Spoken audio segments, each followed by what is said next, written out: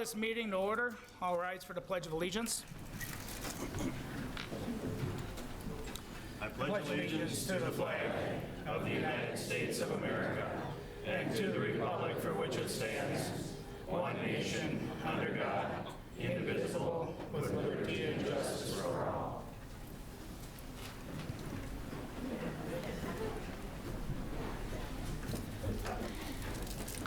First off, in Congress, it is customary to start off with a prayer.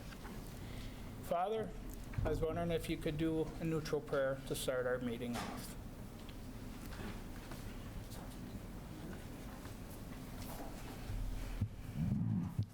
In the name of the Father, and of the Son, and of the Holy Spirit. Amen. Almighty God, we thank you for the blessings of this beautiful day and a reminder of your love and your goodness to us. We ask that you be present with us tonight as we discern the future of our church and our community. Be with us and send us your Holy Spirit to guide us. We ask all this in Jesus' name. Amen.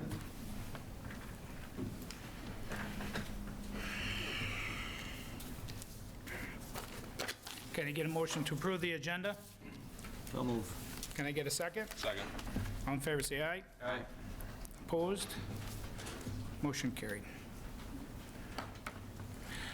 We're at the point where we're at an open forum.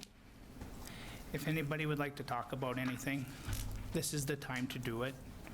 Once we do get to our action items, there won't be any interjection from the public. That is where the builders, everybody, and the council has their time to speak. So people have the time to talk. We ask that you limit it to about 3 to 4 minutes. So I am opening it up for who would ever like to speak. Mr. Mayor, we did have a sign-up list here, so we'll probably just go in that order. Okay. We just want to... And if you can, just please state your name for the record. Good evening. My name is Jerry Ossendorf. I was born and raised here. I went to St. Cloud State, got a teaching degree, spent 3 years in Fridley, came back to Melrose, lived at Little Birch for 9 years, moved to town in '78, and I've been in the same house ever since.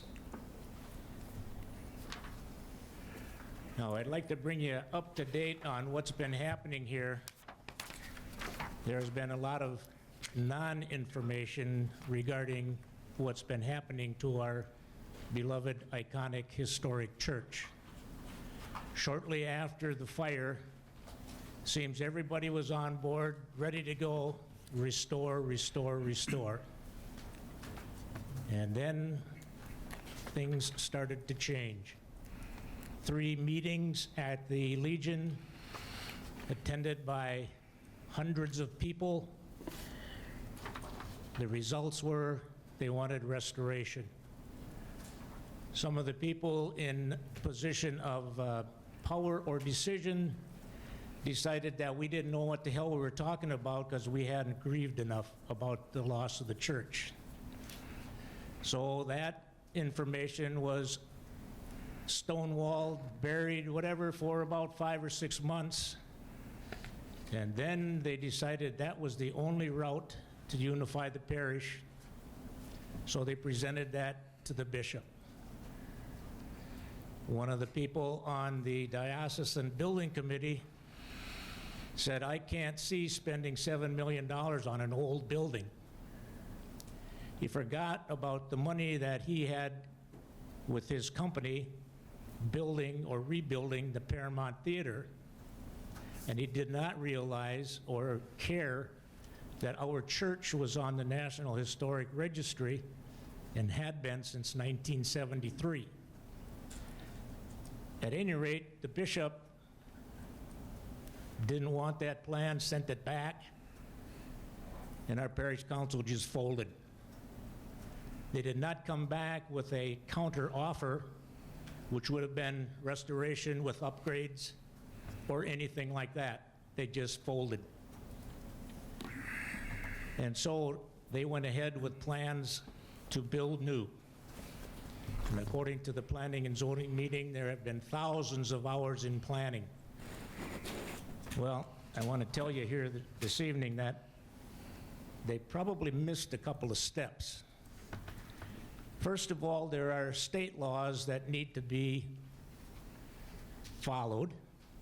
The most prominent one is MIRA, the Minnesota Environmental Rights Act, which protects any building on the National Historic Registry if it can be brought back to the condition it was in when it was put on that registry.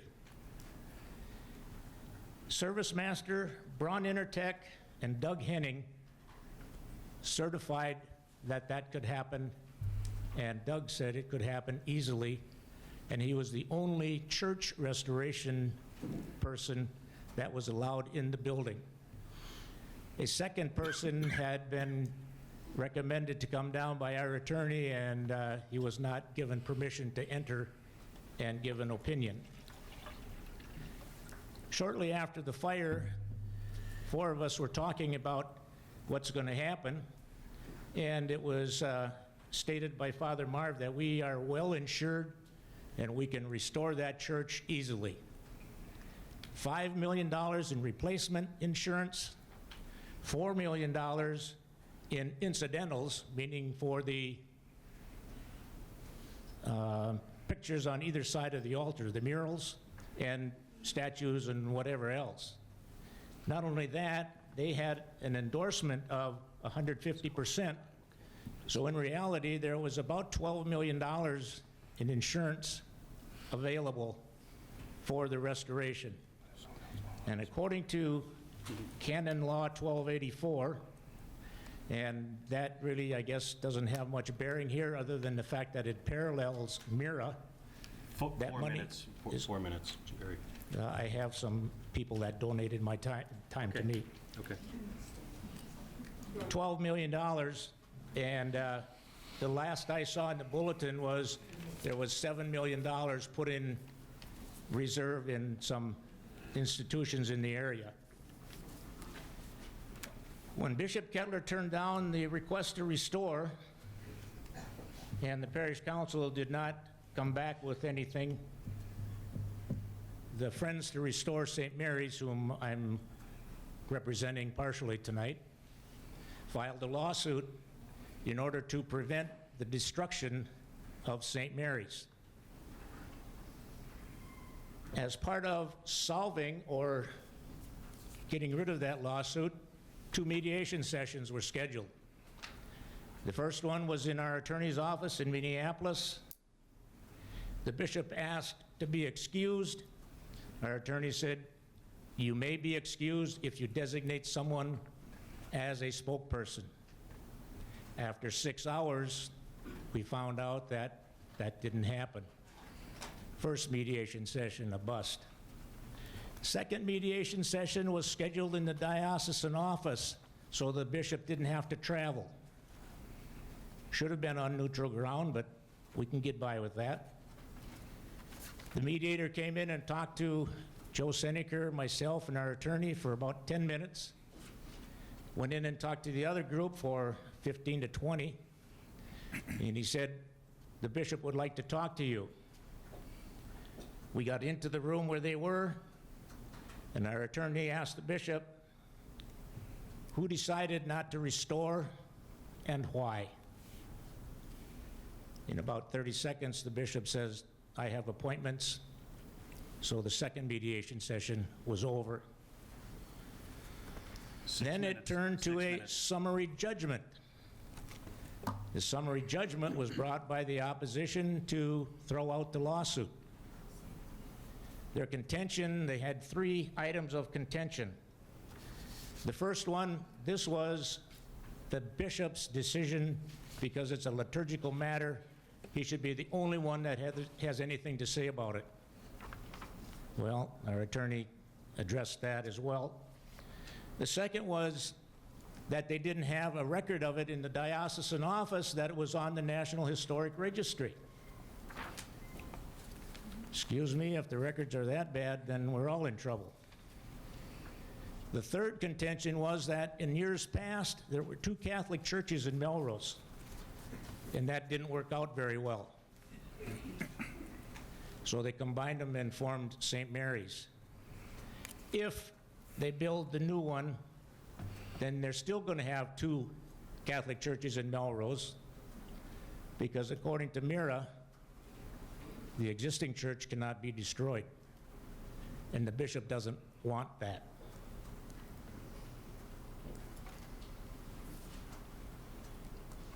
I'm not sure how anyone can have that kind of power over something as large as this that has existed in this community for well over 120 years. There was nothing wrong with that church until the arsonist decided to light a match.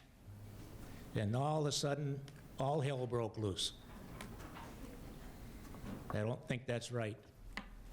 The second thing I'd like to bring up is a traffic study. Someone from the other group said they didn't want that simply because they're a nonprofit organization and that would cost them money. With the Genio plant opening up in January, there's going to be increased traffic there because Genio wants that as their main route when trucks come from the south or from the west. That is increased traffic, and I think it needs to be accounted for. And so all I'm going to say to the council is you probably should table this until the lawsuit is settled, until they comply with mirror law, or you could be found in malfeasance. And that could cost the city of Melrose much money. Thank you.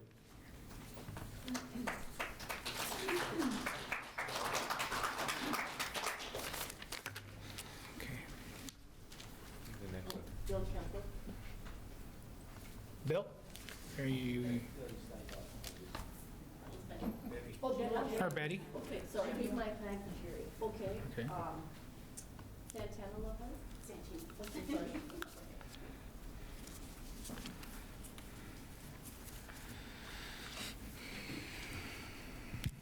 My name is Santina Lovelace, and I live here in Melrose as well. I'm a member of Friends to Restore St. Mary's.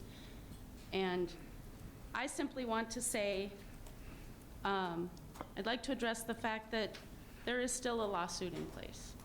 This lawsuit addresses the historical and environmental significance of St. Mary's Church. What is the plan when Friends to Restore St. Mary's wins this lawsuit? There's so much being said about the parish versus the community. Isn't the community most of this parish? If this church is built, there will be so many that will leave the community by way of leaving the parish. It has also been said that once a church is gone, so is the community. This community cannot support a multi-million-dollar campus once it is built. With so many lawsuits and bankruptcy filings amongst the church and diocese, how can the diocese sustain this for the future? The current church can be restored. There are many grants available for restoration that can solve that issue. If this campus uses land deemed for cemetery expansion, which goes back to canon law, which is what governs what the churches can and cannot do, then where will the cemetery continue? I can't imagine that there's an easy process for creating a cemetery, not to mention a lot of land available for such use. So I encourage the council tonight to really think about how this will affect the future of this community parish. Thank you. Thank you.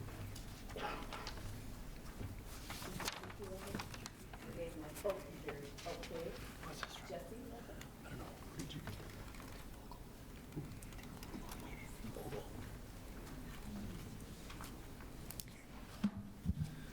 Hello. My name is Jess Lovelace. I was not born here. In fact, I'm not even German. I'm Irish. I came here 54 years ago, and I liked the town, and I've stayed. Okay. I have some questions for the City Council to ponder. I'm not going to make any statements, but I think you should consider these questions. First of all, does the church have clear title to this land? If so, is it documented? Is there to prove it? If the answer is no to any of these questions, the council should table their application for conditional use permit and variance and consider it when they do. Do you have documented proof of any kind that the land in question is environmentally sound and is safe to build on? That's important. I've been told by former owners of that property that underneath, deep down, the land is polluted. Shingles and oil and other toxic substances are down there. They haven't been removed. Okay. If that's the case, then the council should also table this until proof is granted to them. Santia mentioned several small parcels have been donated to the church with the express purpose of expanding the cemetery. Does the church have the deeds, original deeds to these parcels? Do any of these donations specify that the land is to be used for cemetery use only and no other purpose? I suggest then that the council be very careful about a change in zoning. Land disputes can be costly and can tie up a case can be tied up in court for many years. There hasn't been a traffic study. Well, I think there should be. There's a lot of truck traffic on East Craft Drive. And it's noisy. It's, when turkey trucks go by, it smells, okay? Stearns County has, Stearns Co-op has a land there. Their trucks are big and noisy. 3 big companies passing down that road every day. Is this where you want a church? Okay. Also, North American Indian artifacts have been found in the area.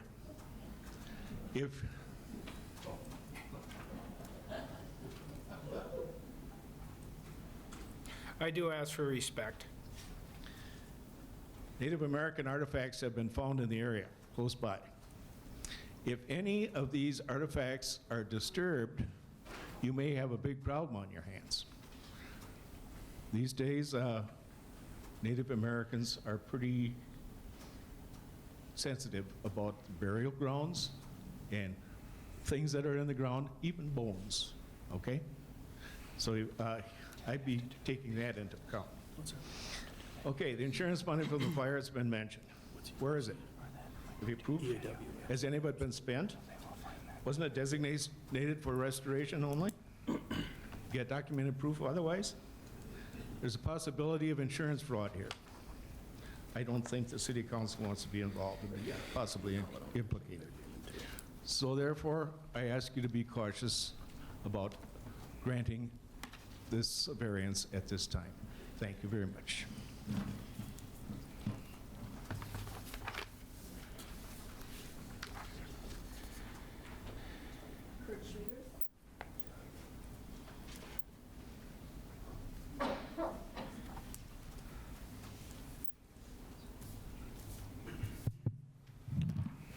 Mayor Finken, thank you.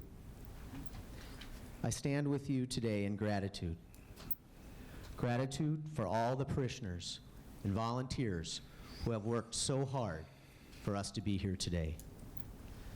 I stand in gratitude with you and the Planning and Zoning Commission and their supporting recommendations, unanimous, for the conditional use permit and height variance regarding new construction for the Church of St. Mary. I stand with you in gratitude for the City Council, the Mayor, our City Administrator, and the staff for all of their hard work, their attention, and time involved in this. I stand in gratitude and wish to explain one motion that was brought up at the Planning and Zoning regarding any nuisance issues regarding our damaged structure. Please know that the Church of St. Mary pledges responsibility in addressing any nuisance-related issues related to the fire-damaged structure. The city should not feel responsible or vulnerable regarding any costs related to the current structure or nuisance issues. I stand in gratitude for today, for this time, for us to move forward together in healing. Thank you for your consideration and support of this conditional use permit, the height variance, and our agreement of the Church of St. Mary to be responsible for any nuisance-related issues, costs, or concerns. Thank you.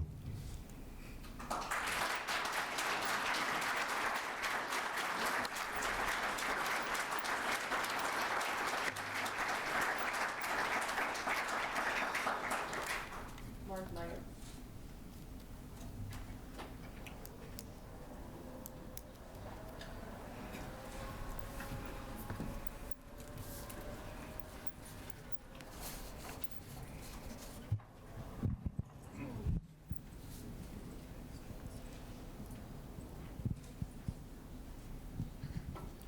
Thank you. My name's Mark Meyer. I live in Melrose, practiced law here for a long time. I only came up here because when I was in law school, the first thing they taught me was that you never pass up an open microphone. But I really did come with one idea, and that was I really do want to, whatever degree I can, support the idea of the new church that's being proposed. I have absolutely no argument or quarrel with the people who feel otherwise. I know that they are very sincere, and they have researched, and they're checking the law. And I will promise you one thing. Even though I did practice before this group for many years, I will not give any legal or try to give any legal opinions regarding this or any other matter. I came with that single idea, but when I came through the door, another thought occurred to me, how easy it was to roll into this city center. That's a big thing for me and has been for about 20 years. And this city center is a source of pride for this community.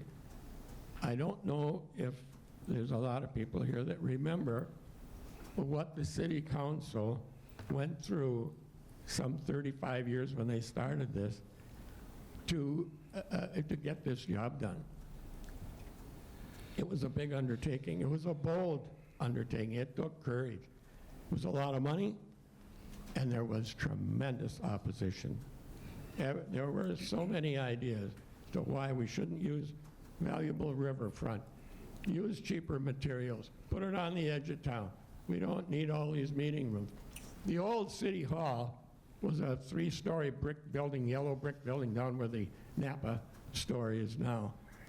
The fire department, the police department, we even had a justice of the peace in the old days. We had a courtroom in that building. Half of the building we couldn't use in the winter because it froze up. We had the city clerks, and all the utilities were smashed into 2 or 3 little offices. We had a tiny little library.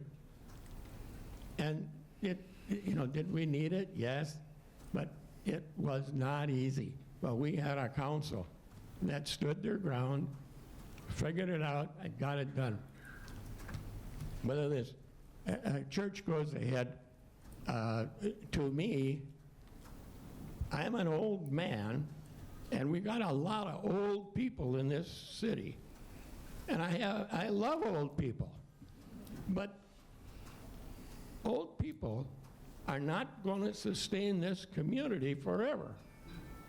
There's got to be something that's going to bring in young people who have children, who are going to populate our school, who are going to take care of the jobs and things that have to be done and pay the taxes. And I really believe that we have to have some state-of-the-art facilities that are some amenities that are going to appeal to the artistic, the spiritual values that people want to have. And if we don't have them here, they don't have to live here. We've got people in town now. You don't have to live where your job is. We've got a lot of people. They call it working remotely. And we have people living here that are doing that now. And so if we provide a beautiful enough community with amenities, facilities that people really can enjoy, the young people will come, and Melrose will survive. And it'll be on forever. And that's what I want to see. I won't see it, but I'd like to think that we're laying the groundwork that we can keep things going. Now, when you think back of this city center, and I've been around the state, I've been in a lot of them, courthouses and city centers. This is a pride of this community. I've had people ask me, how did you ever get that done in the city of Melrose? 4 minutes, I'm sorry. Go ahead. You can keep going a little bit. Anyway, all I want to say is it was difficult then, it was expensive then. Can you imagine what it would cost today? 30 years ago, they made a wise decision. What's it going to be like 20 years from now? It's going to get nothing but worse. Now, as the city council, we know that this building that they're proposing is a rough road. Any construction is a public building, a rough road. And I just urge you, the city council, if you can take some of the bumps out of the road for them, I just ask you to do it. Thank you very much.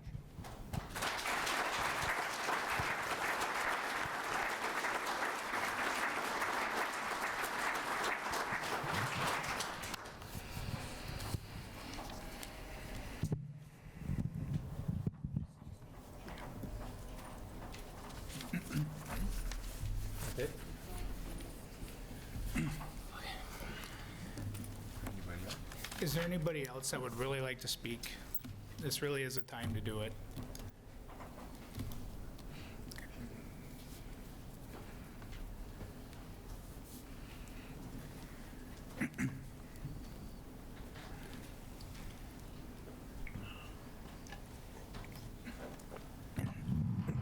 My name is Vern Hollerman.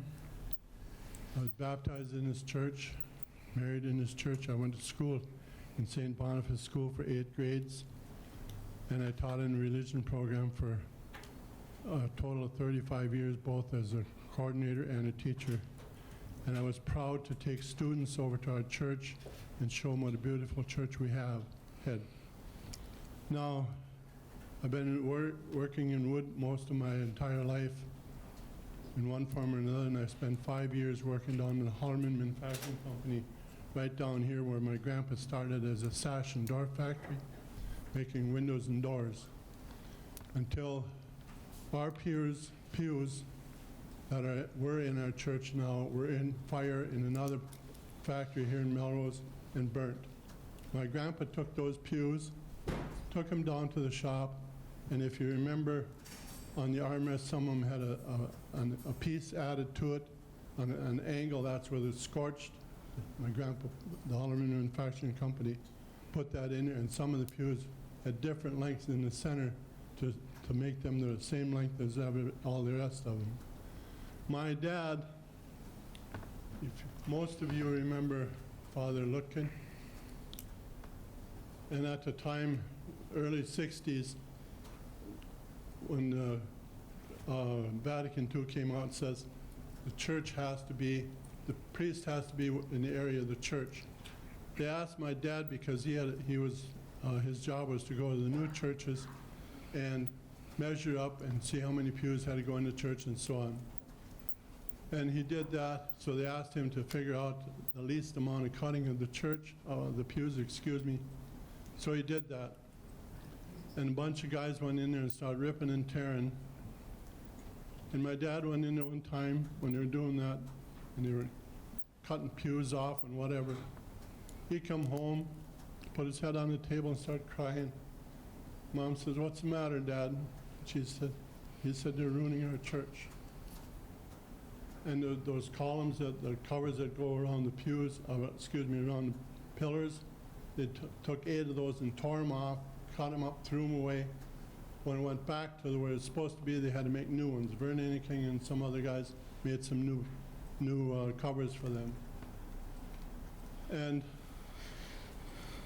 if you remember the Sedalia, who knows what a Sedalia is? As a server, Sedalia, it was that bench that stood on the south side of the church next to the confessional.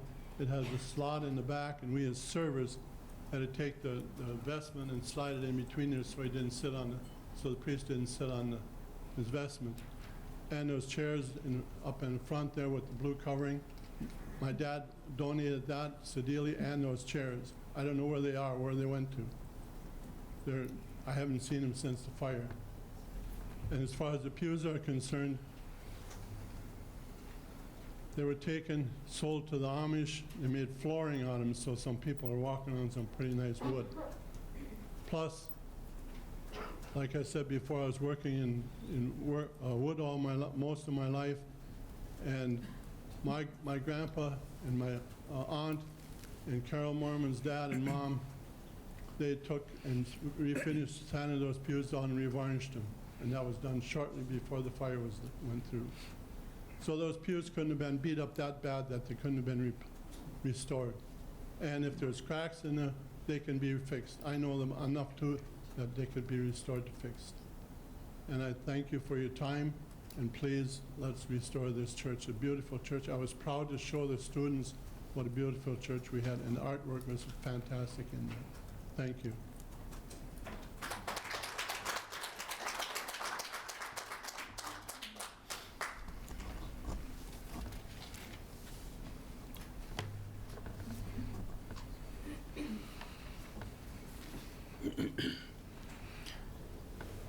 Like I said, this is the time to speak if anybody would like to speak.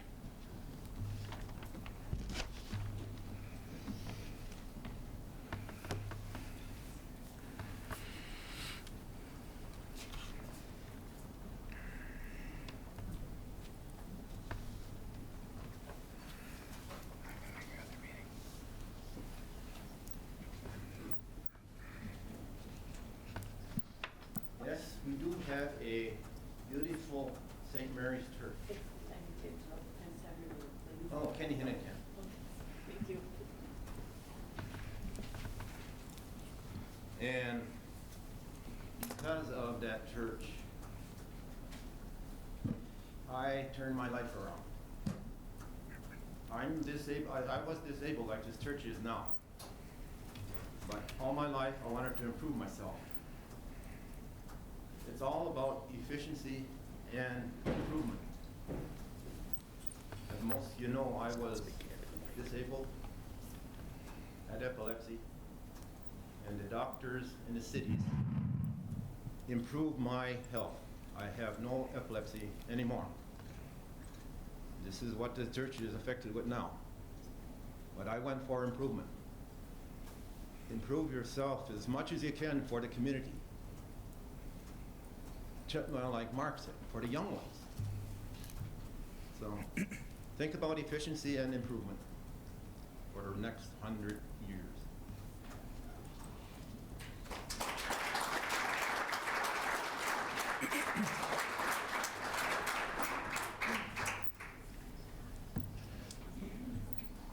Okay. All right, anybody else would like to speak?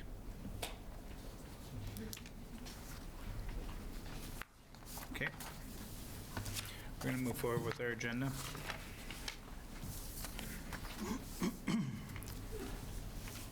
Consent agenda.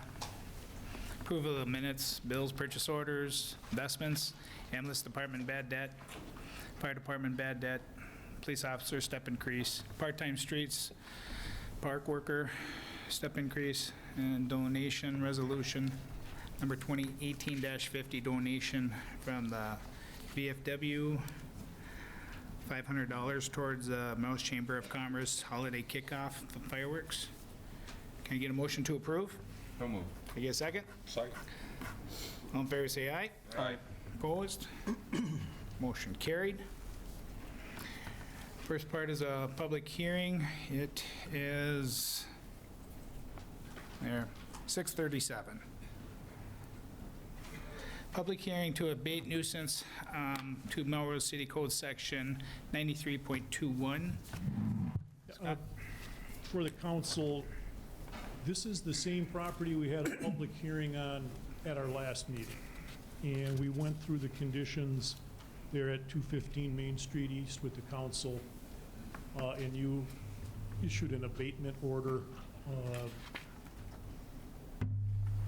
As we were putting our files together, getting ready to serve it and begin the court action, we discovered a gap in our paperwork. We couldn't document that the property owner had been served notice of the hearing and had had an opportunity to come. So I advised that, well, we'll have to have another hearing to make sure that they're given that opportunity and that, before we issue them an order that we would try to enforce. And we've documented this time that they've got the notice. So we have no new information. For the council to make a decision to order resolution, we're relying on the reports in the presentation that we gave to you last meeting. To my knowledge, nothing has changed. Chief Mouse is here if he wants to confirm. He's seen the property more recently. I did do a follow-up check of the property today just to make sure that we were still in need of this public hearing tonight. Everything is the same as it was last month, as it was back in May when this originally started. 2 outstanding vehicles is what the issue is. Okay. Does council have any questions? That's just to explain why we're back and that the situation hasn't changed, and we would ask that you again order that these conditions be abated. Okay. Thank you. Thanks. Since it is a public hearing, would anybody like to comment on it?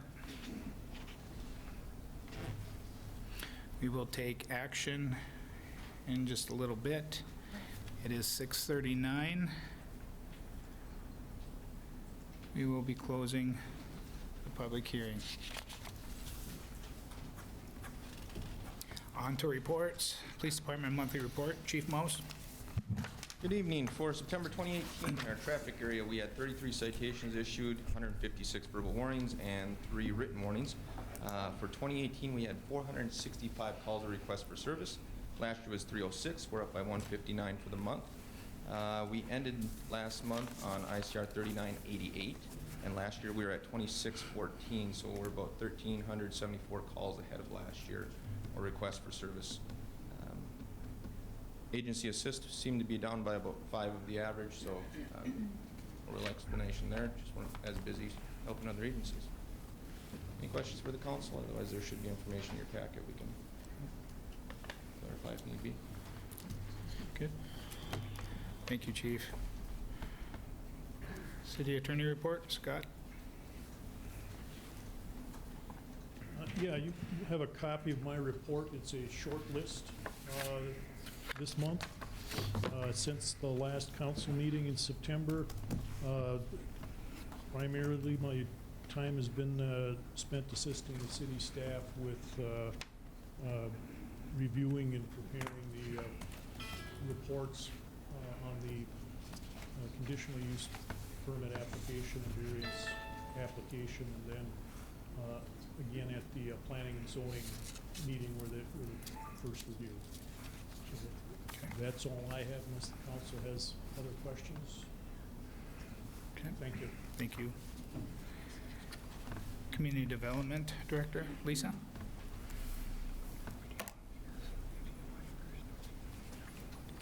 Thank you.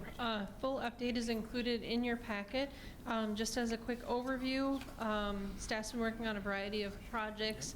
The St. Mary's conditional use permit and variance were heard at the Planning Commission, and they recommended unanimous approval.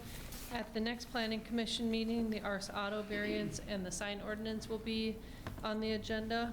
The MATA board will meet on November 8th, and they will be considering a request from the Yoga Melrose group that would like to relocate to 308 Main Street East, and they're requesting a commercial deferred loan for storefront improvements.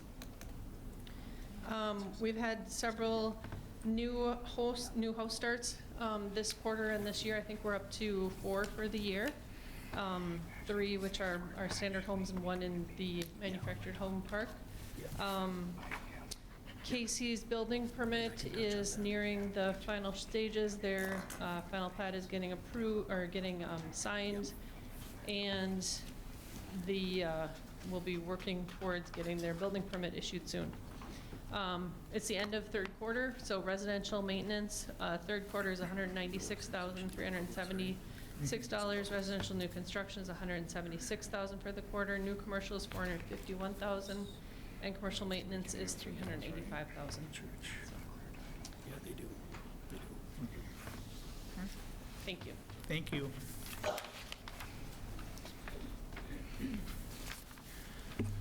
All right, we're down to action items. Resolution number 2018-51, resolution 2018-44, adopting on September 20th, 2018, order the abatement nuisance conditions located at 215 Main Street East, Melrose. Is there any discussion? Can I get a motion to approve? So moved. Can I get a second? Second. All in favor, say aye. Aye. Opposed? Motion carried. Okay. Action item B, case number CUP-8-2018-403, St. Mary's conditional use permit application from St. Mary's to build a new church facility as allowed by CUP in a R1 single-family residential zoning district. There are 2 applications before the council tonight that were submitted by St. Mary's Church. The applications are for, first, a conditional use permit, CUP number 8-2018-403, to allow construction of a new church on land zoned R1 single-family residential, and a variance, number VAR-8-2018-103, single-family residential zoning, with the height exceeding the 40-foot maximum height. The property address of the proposed new structure is 755 Craft Drive Southeast, generally located 1,000 feet east of the intersection of Craft Drive Southeast and 5th Avenue Southeast. The city received the applications for variance and conditional use permit on August 31st. The public hearing notice was published on September 19th and mailed to property owners within 350 feet of the project area. And the public hearing was held on October 1st. There was a unanimous vote by the commission and recommendation that the city council approve both applications with conditions. There were 23 conditions on the conditional use permit as considered by the planning commission. A 24th condition was added after the meeting to address concerns that were brought up during the meeting. After the council was emailed their agenda for this meeting, staff has had further discussions with the applicant regarding condition number 24 on the proposed CUP resolution. The applicants asked that the 24th condition be removed and a separate agreement be adopted instead. The abatement agreement was drafted by the applicant. The comments and revisions to the documents were made by staff, which were approved by the applicants. Procedurally, the abatement agreement would be authorized by the council prior to the CUP consideration, and conditioned to be valid only if the CUP gets approved. And there were some questions regarding what the city's authorization is, and according to the League of Minnesota Cities, especially pertaining to conditional use permits, if a proposed conditional use permit request satisfies both the general and specific standards set forth in the zoning ordinance, the applicant is entitled to the conditional use permit. Importantly, if the applicant meets the general and specific ordinance standards, the city usually has no legal basis for denying the conditional use permit. And that was from the League of Minnesota Cities and also included in your packet. Are there any questions at this time? Thank you.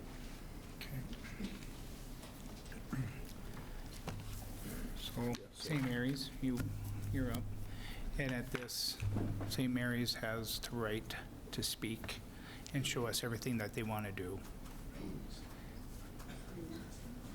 Nope. They get as much time as they want for this, because this isn't open forum.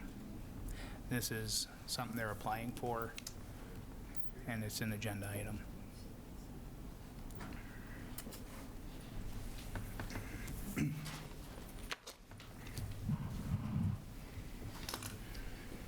Mayor Finken, members of the council, good evening, and thank you for the opportunity to present on behalf of St. Mary's information on the church project in relationship to the CUP and the height variance. I'm going to, well, first of all, my name is Murray Mack. I'm president of HMA Architects. I've been working with the Church of St. Mary's for 3 years, probably, in a number of different design options, and we're, I think, finally very close to an excellent design for what this church is going to be. I'm going to, first of all, just look at a site plan, which is part of the CUP submittal, just outline a few of the highlights of that, and then we'll just show you a 3D model of the rough idea of what it's going to look like.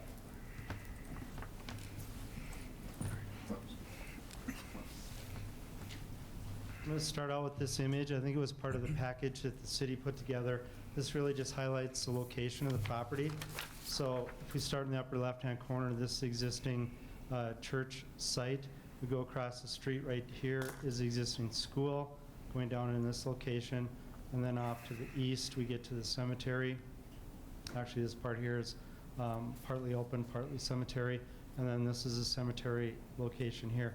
So the site location for the church is in the southern area right here. It also shows a little bit of a jog over here. As part of the CUP and eventual platting, there's going to be some additional property added to this plat, which includes a portion of property from Stearns Electric, I believe, and then also from Pat and Shad. And that final plat will be forthcoming after approval of the CUP and height variance.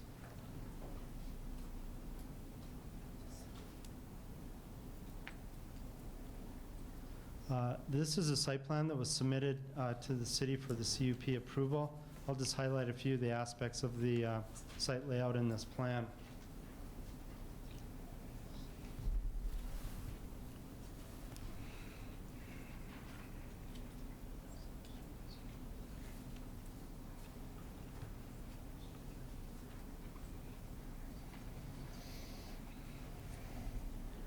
So, to the south, right here is Craft Drive. There will be 2 access points coming into the site, one here and one here. The church will actually be located in this area on the north end of this site, and all the parking then to the south of that, directly in front of the church. Stormwater will be managed through a pond located here and here. And so we're going to take all the water from the parking lot and partial building area into this pond, and then some of the northern part of the site is going to be caught by a pond up in this area, and then there's another pond over in this corner.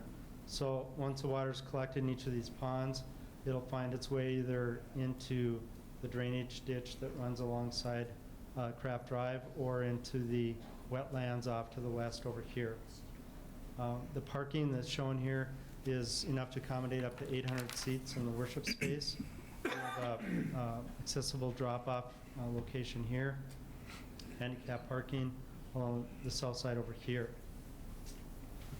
Just going to rotate this down a little bit more. You can see currently the last cemetery row here. This road that you see wrapping around the church is for fire access, and that will be constructed out of Class 5 material versus paving. The initial building is just going to be the worship space and the gathering space in front of it, possibly a Marian chapel over here, and another entry and restrooms over there. So the main part of the worship area is right here. And then the master plan includes future additions for a fellowship hall in this area, administrative offices over here, and then possibly a rectory in this location here. So as part of the CUP submittal, we submitted, I know there's been a question about soils and so forth. We have done soil borings on the site. Actually, the soils are very good for construction. They're mostly sand and gravel type soils, so we're not concerned about that. More so the issue for us was water table, where we had to get the stormwater ponds at the right elevation to handle the stormwater. So we're confident, although the soil borings are in various locations, certainly there could be something found in between them, but as sites go, this is a pretty good site for construction. Last thing I'm going to show you is a 3D model that will give you a little bit better idea of how things look. Now, this is an early schematic from probably 3-4 months ago, so things are changing by the day almost. The site parking lot is different on this model, but this will generally give you an idea of how this is going to look, and to some degree what the variance is for the height. So we have the parking in front here again, the building located to the north. As we zoom in on this, actually this section off to the right isn't going to happen anymore just because of having to move the building to the east a little bit further and then creating that wraparound fire road. So the main church is this structure here. We're looking at the option for a Marian chapel located off to the right of the gathering space in front.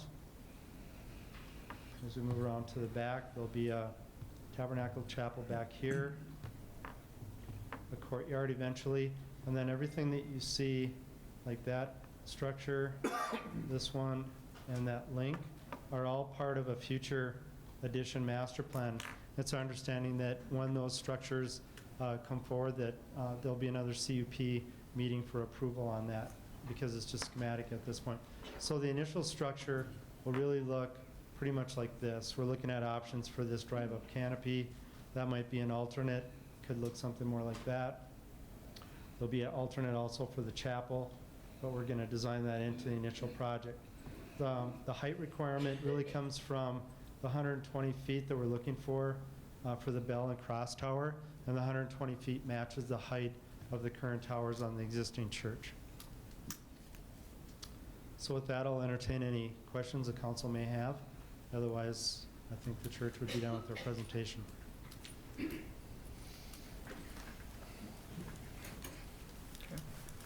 I have a question.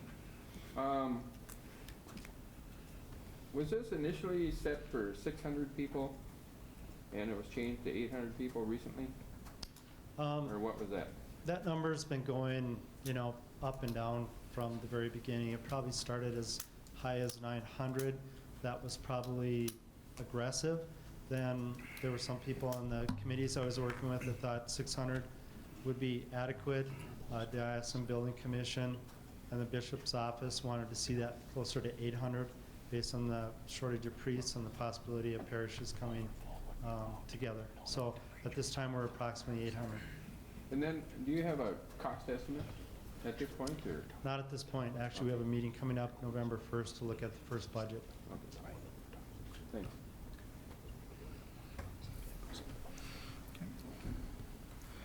All right, what's next? Thank you. Okay. Anything else?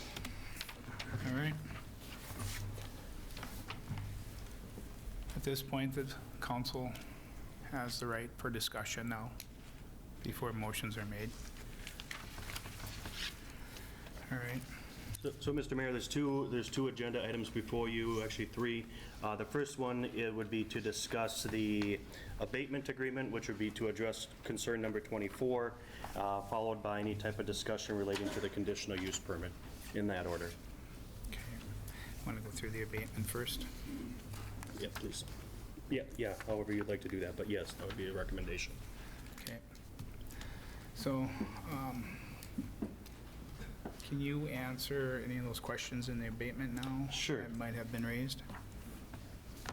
Yeah, there was a couple of questions that were raised during the open forum. We generally don't respond back, but in this situation, it makes sense since we had the information readily available.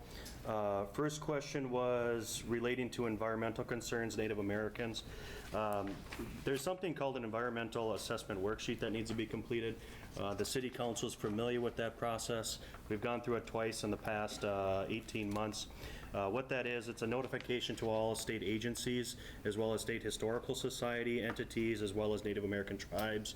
We actually have to provide notification to, I believe, all the tribes. And last I counted, I think we notified 19 different tribal units. Not for this location, but we've done it for other locations. And that would be a requirement that would occur in this situation for the demolition on the St. Mary's location. So if and when that would occur. The other question came up about soil conditions, and I believe the architect addressed that. And what else did we have? Did I miss one? No.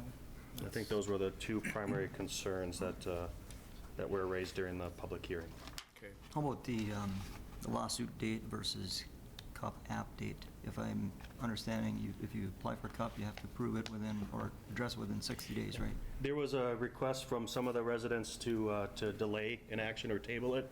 Under Minnesota state law, you have to respond with a favorable or a negative finding within 60 days. Or it automatically gets approved? Yes. Yep. Right. Okay. All right. It's council's turn to talk. Who would like to start? Otherwise, I pick. I'll address so between the planning and zoning meeting and this meeting, we had, there was a concern from the St. Mary's Church,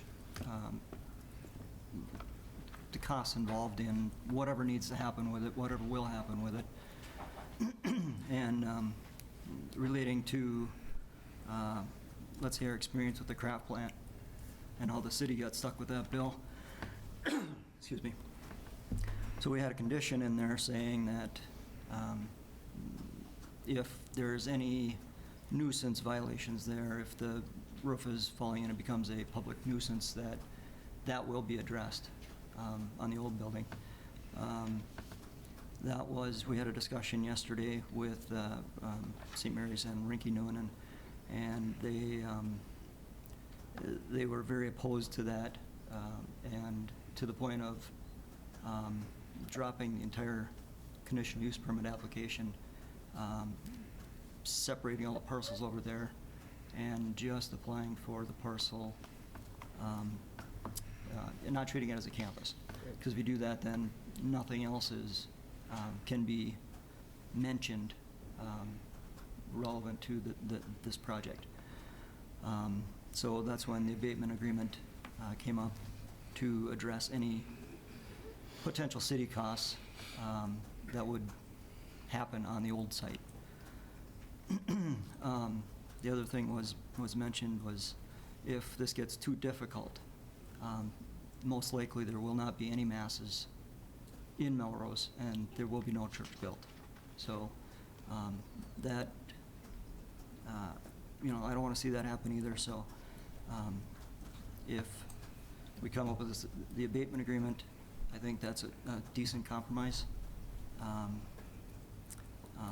Personally, I was part of a group that started because nobody, member of St. Mary's didn't think anybody was getting heard, because it was fairly obvious that the desire was to restore the church. And I thought that was going to be the best, most unifying option on the table. That obviously sitting at this table, that has no bearing on what decision gets made here. We obviously don't want to get the city into a lawsuit.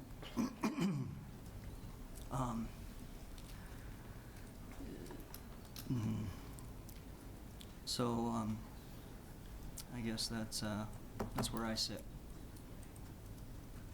I don't have any, legally we have no, a CUP is just that. It's a conditional use permit, and you have to follow the rules, so. Okay. Justin? I have no further to add to that. Okay. Dick? I really, at this point, I've heard arguments for and against and so forth like that. My concern was, again, that abatement agreement. I'm glad that that's been clarified and addressed by both parties. As far as masses concerned, and not having the opportunity to have masses in the city of Melrose, I don't know. I don't think God would want that. I don't think God would want that. Now, how we go about getting masses in St. Mary's, it's a difficult road. going to be a difficult road. Community is split.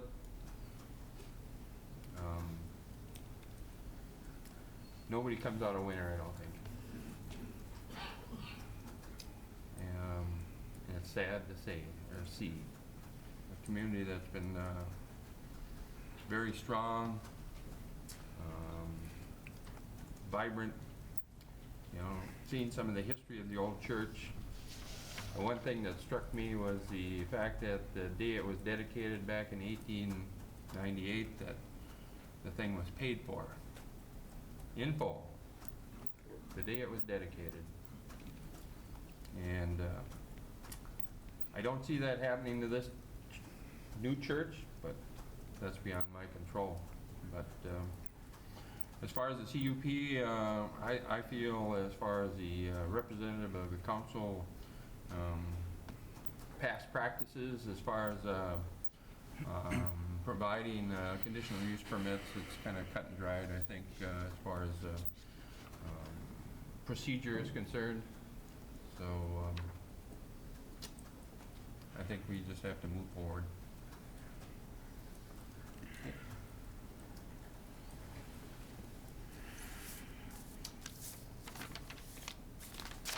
I do want to speak. First off, like Dick said, with practices, past practices, we have to move forward. I am way exhausted on this. I am too exhausted, and I need to get it off my chest, since I've been involved with this since before pretty much all of you, except for maybe Craig Mouse and I, and what happened that day 1,317 days ago. I come from a very devout Roman Catholic family. Many of you knew my mother. Also, Catholic role models in my life is my aunt's sister, Ann Therese, my great aunts, Sister Odo and Sister Reparata Duffner, and even my great uncle, Father Engelbert Duffner, which his name was Nicholas, who then I named my firstborn and my son after. I've had some real great role models in my life, and religious role models that I have. Father Leeser, very wonderful man, and Julianne Heller. They have really enhanced the thirst of my knowledge and my faith. For the record, I can say I've probably been in most of your homes in this town.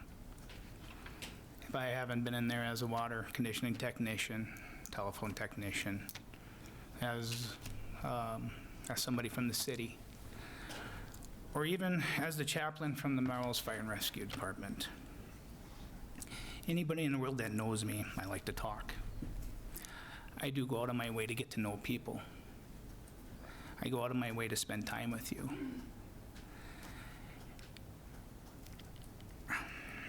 Even when I'm in a hurry, I give you as much time as I can because I truly care about each and every one of you. This is my Catholic faith. Let me tell you about that night 1,317 days ago. First, when I arrived to the church, I saw flames. I knew it would be gone. Do me a favor. Go on the internet, go to YouTube, just type in church fires. Everybody that has them, they're not standing when the fire's over. So when we got there, the first thing we did is took a crew into the basement to grab and save as many photos and historical artifacts that we could, because we knew within a couple hours this is all going to be in the basement. I went for the St. Patrick's Last Supper art piece.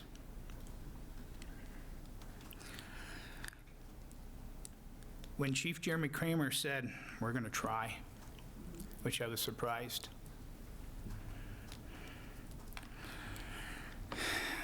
I prayed to God, because none of us have experienced such a dangerous thing, to fight a fire in a building like that. I pray to Mary to protect our church. I pray to St. Joseph to bless my family in case I would die. And I also pray to St. Florian that he may help me fight this fire, that we can maybe do something. Inside the church, it was so dark. It was so dark we couldn't see ourselves. And when the plaster was falling out of the ceilings, it landed. I would have to say it would be like being in a World War II bomb shelter. Floors just shook. It's something I'll never forget. In the heat, it was so exhausting. Exhausting. Ambulance department was forced to grab us and take our blood pressures to make sure that we were okay, not that, you know, the number one killer of firefighters is heart attacks.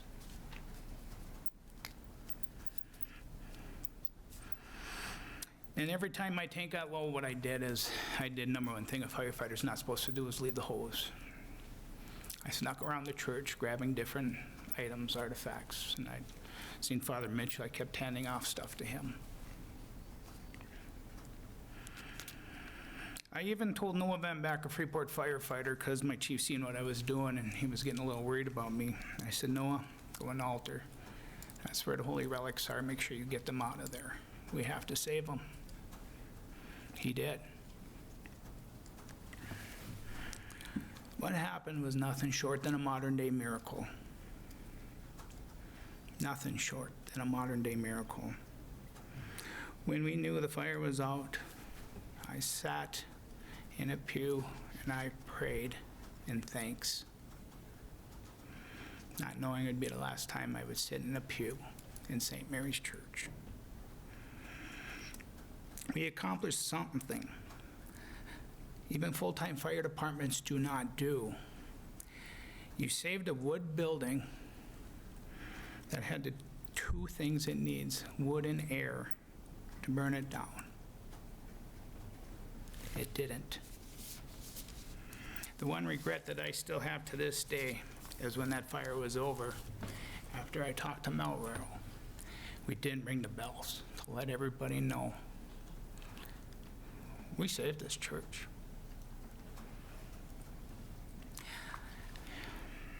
We all did it, all 90 of us. I did it for 117 years worth of parishioners. Since that day, 1,317 days ago, I have not slept a night. Not a good night's sleep, and there's nothing else in the world I think about more every day than that. Watching everything unfold as it did, I knew which way it was going, and many of you knew it. I talked about it from the beginning.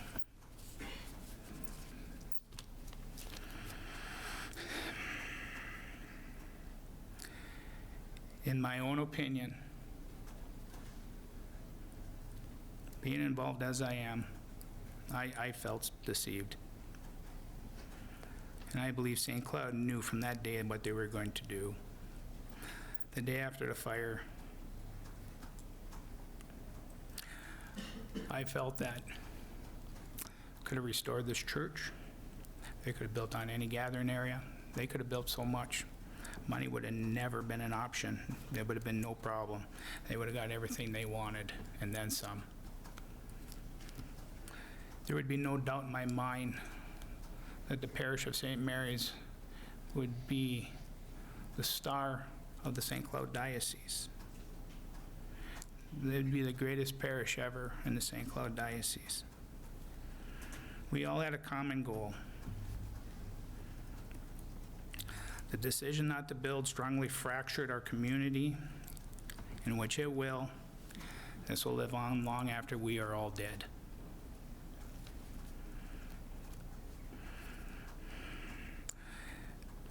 Within my family, there is a possibility of losing 2 generations of Catholics. It is so hard. I have to tell my children that I believe in the teachings of the Roman Catholic Church. I just do not believe in some of the teachers. I remember the shepherd story. one sheep strayed away, the shepherd went out of its way to find that one sheep, because that one sheep is very important. I don't see this happening at all here, Father. Matthew 20:26-28, words that I live by in my own life every day. It will not be so among you, but whoever wishes to be great among you must be your servant. And whoever wishes to be first among you must be your slave. Just as the Son of Man came not to serve, but to be served, but to serve and to give his life as ransom for many. As a husband, a father, a chaplain on the fire department, or as mayor, I try with my heart every day to do this.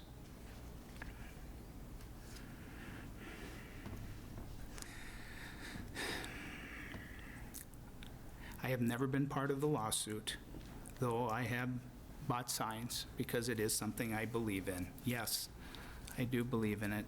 Restoring our church is what is the best for our community and for future generations.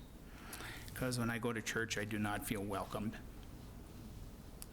I've been yelled at by a few people in the leadership multiple times at masses. I've had my own religious leaders want to see my emails for the past 2.5 years, which included some of the emails from when St. Cloud Diocese did a story on me about being a chaplain. And also emails from the St. Cloud Diocese when they wanted to put on a blue mask. They've never done it before, so they asked me to help them.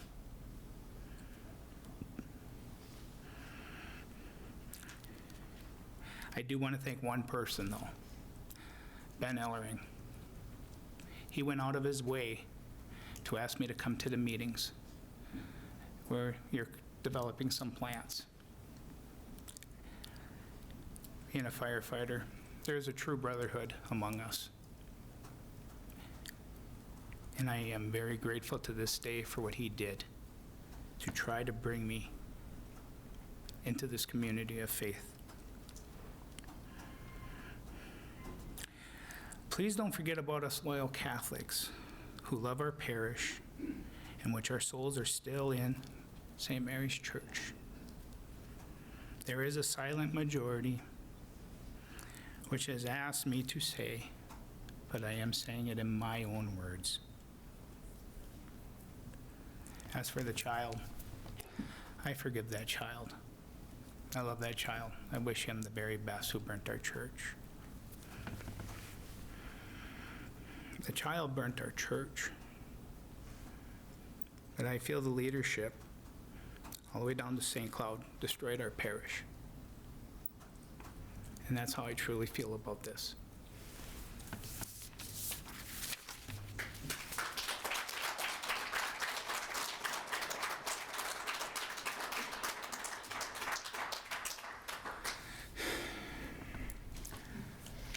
So on action items. Mr. Mayor, staff would request a action item relating to the abatement, agreement abatement, as presented in your packet, either for or against. I need a motion to approve. So move. Can I get a I'll second. There's a first and a second. All in favor, say aye. Aye. Aye. Opposed? Motion is carried. Mr. Mayor, the next agenda item would be the conditional use permit as presented by the Planning Commission to approve resolution as presented in your packet with the aforementioned conditions.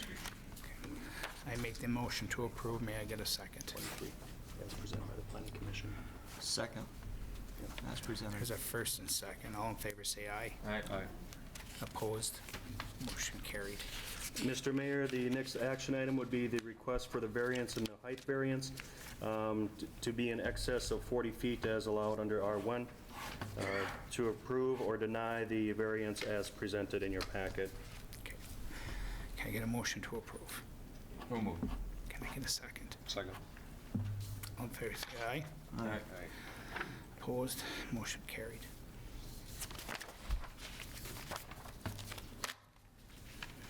Mr. Mayor, the next thing on your agenda this evening is pay application 1 for Stearns County.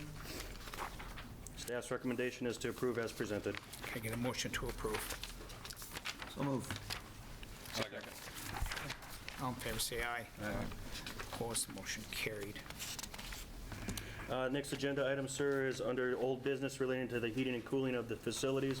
The Public Utility Commission has moved to move forward with a Phase 1 of replacing our cooling system effective next year. We're looking to contract with SEH. City Council would pay for 50% of the Phase 1 assessment of the city center for the quote as presented.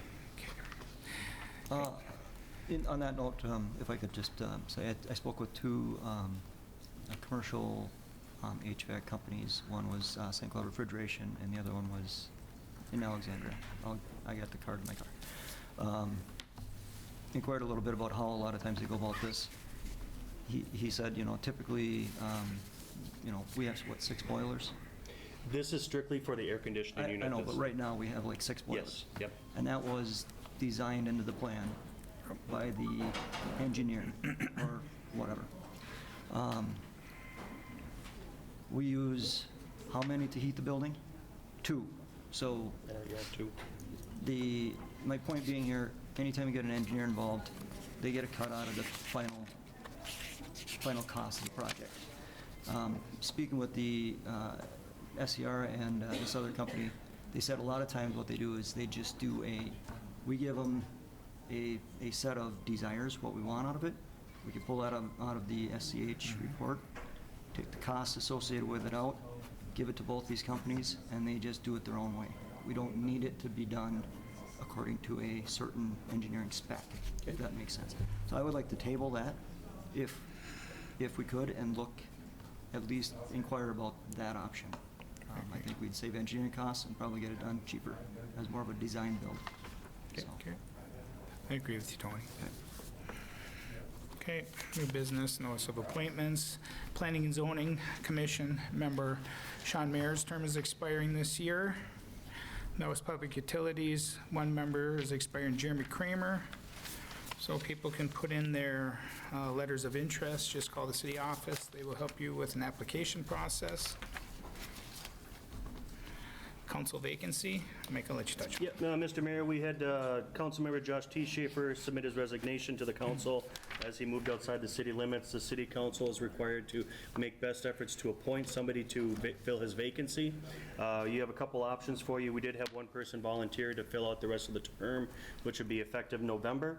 Another option for the council to consider is to simply appoint the person who has the highest vote count at the November election.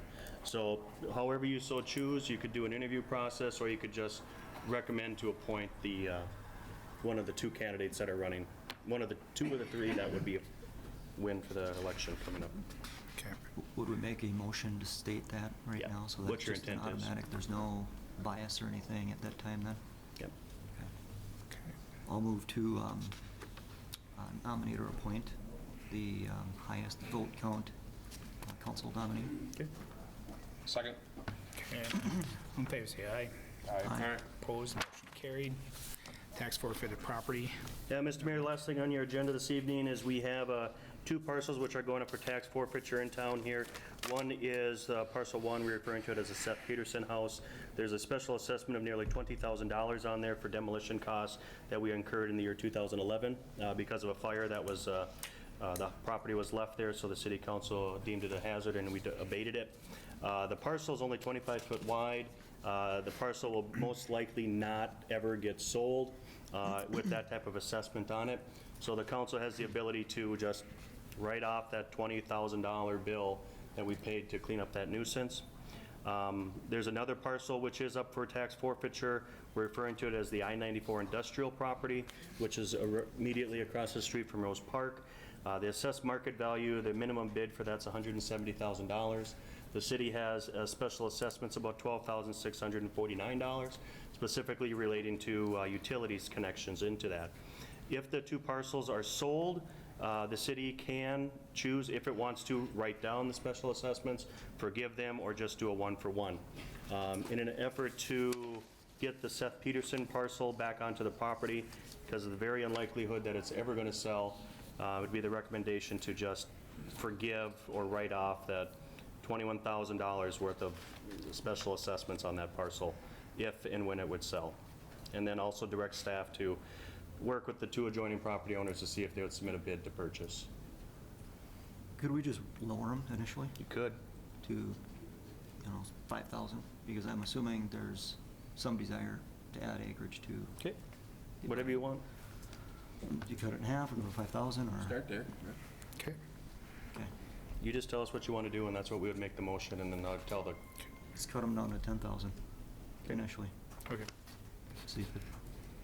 for the Seth Peterson I parcel think only? s- I think so. Okay, I so mean, staff at would need a least- motion at for least that the city effect. would cover some of the costs then. Okay. You make the motion.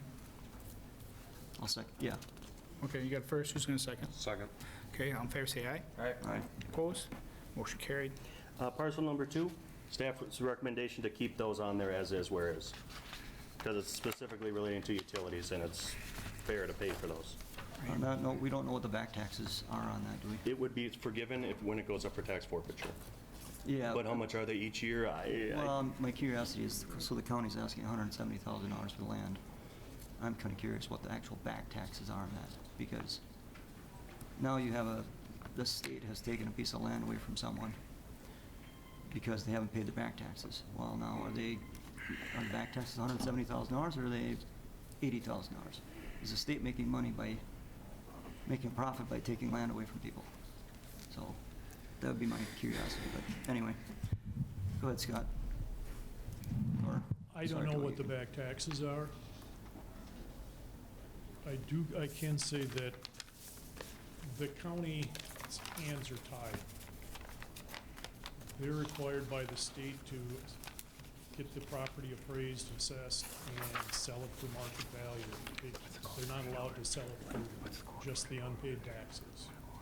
So, and I don't even know if the county gets the money. Technically, it's forfeited to the state of Minnesota, and the county is just the state's ruler. So that money, I'll go with you. for all we know, it goes back to the state of Minnesota. I don't know how much, I don't know what the county's cut is. Right. But they don't have a choice. That's the direction they get from the legislature. Thanks. Thanks. So move, Okay. as stated? Yep. All right, okay, a second. Second. All in favor, say aye. Aye. Opposed? Motion carried. Informational items, schools and conferences, utility commission meeting minutes, charter communications correspondence. Can I get a motion to adjourn, please? I'll make that motion. Second. Second, first and a second, all in favor, say aye. Aye. Opposed? Motion carried. Meeting adjourned.